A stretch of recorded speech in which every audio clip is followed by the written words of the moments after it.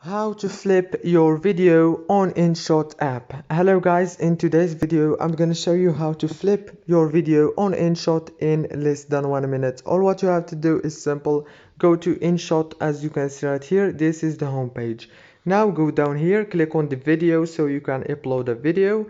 You can upload a new video or choose from your already drafts. For example, I already have this video, so I'm just gonna click on it like this. Now it will take you to this page. Right here you will find many options. Just go to this bar right here and swipe right like me, like this, until you find the option of flip.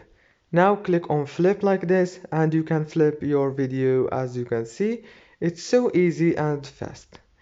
If this video was helpful for you, please don't forget to like and subscribe, and thank you for watching this video until the end.